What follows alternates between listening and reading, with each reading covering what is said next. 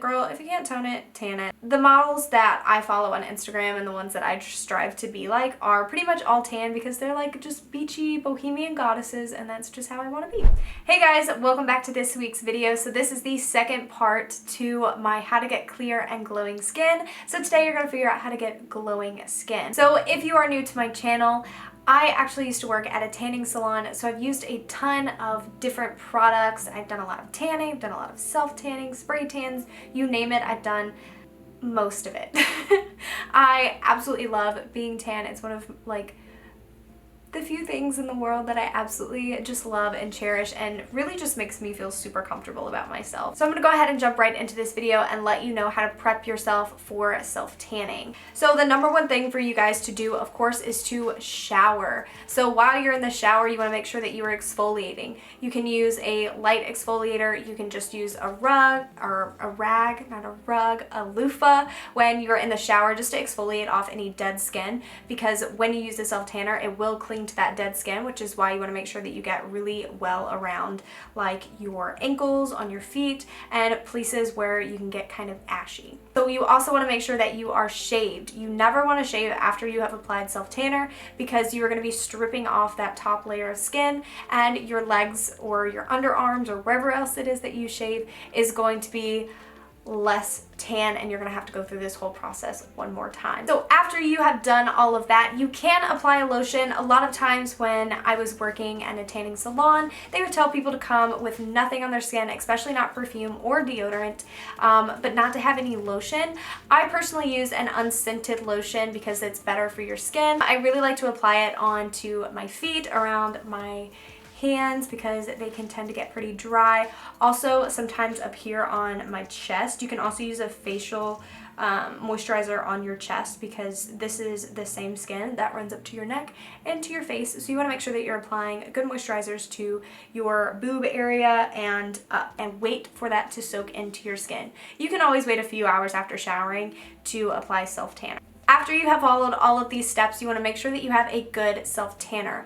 Make sure that you understand what the undertones of your skin are. I have a very olive complected skin tone, so you want to make sure that you look on a color wheel, and the exact opposite of your undertones is kind of the undertone that you want to have for a self-tanner, because it helps even out your skin. So the self-tanner that I'm going to be showing you guys today is by Loving Tan. I absolutely love the solution from Loving Tan because it has a really nice pink undertone. I have used tanning lotions in the past that have pink undertones to them, and after I've had them on for quite some time, my skin just looks really beautiful. So finding a self-tanner that had a pink undertone was so amazing for me, and I've heard really great things about Loving Tan, but I've never tried it out myself. But I really wanted to go super dark and just see how well this works, and after I take a quick rinse, I'm exactly where I want to be, and I don't have to keep applying self-tanner. So for me, the dark solution was absolutely perfect. As for the shimmer is really great if you're wanting to have, like this video is based around, like some glowing skin. It's got a little bit of a shimmer in it, but also instant color. So if you're not wanting to sit around all day and self-tan, the body shimmer is probably a really great way for you to go, because you can just, you know, throw it on your legs with some shorts and a tank top, and you're good to go, and you're just this, you know, Brazilian beauty. As for application, I highly recommend that you get a mitt. I have used my hands in the past, and I was like, you know, why do I need to buy a mitt? I don't want to spend that extra money. Get a mitt.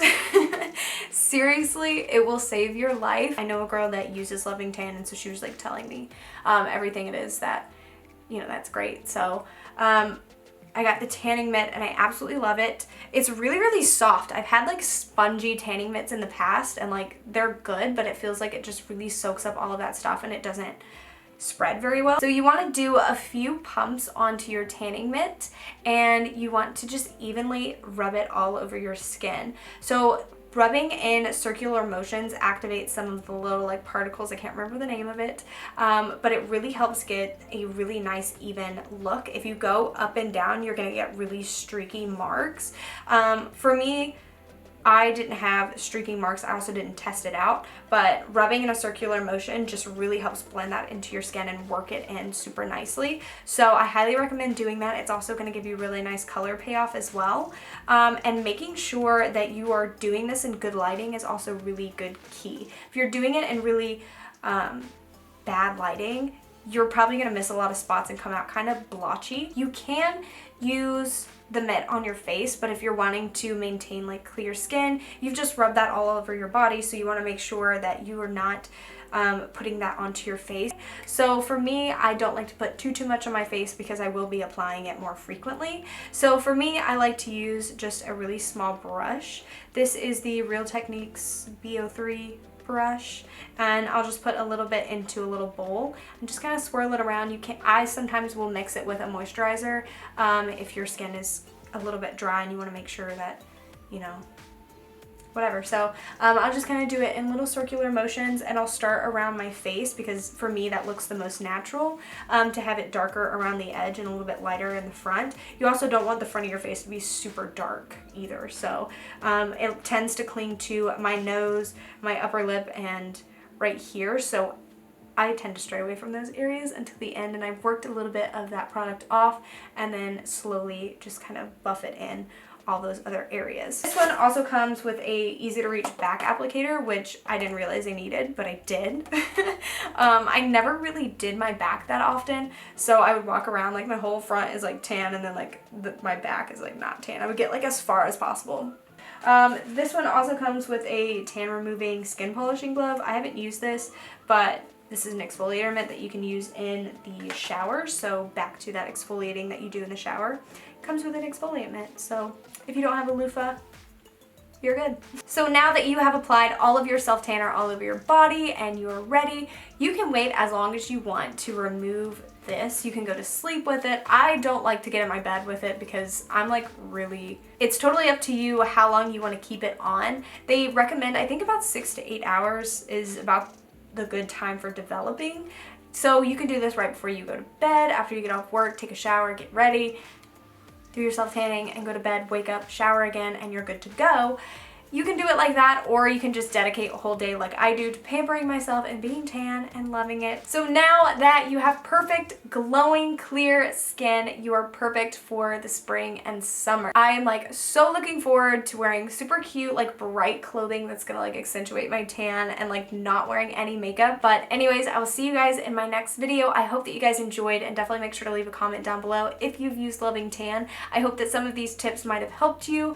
I worked in tanning for quite some time and learned quite a lot, so I'm very picky and choosy with some of the solutions and things that I use, so I 100% recommend this. It doesn't smell, it comes off really nicely, it's just perfect. So anyways, I hope that you guys enjoyed. I'll see you in my next video. Bye!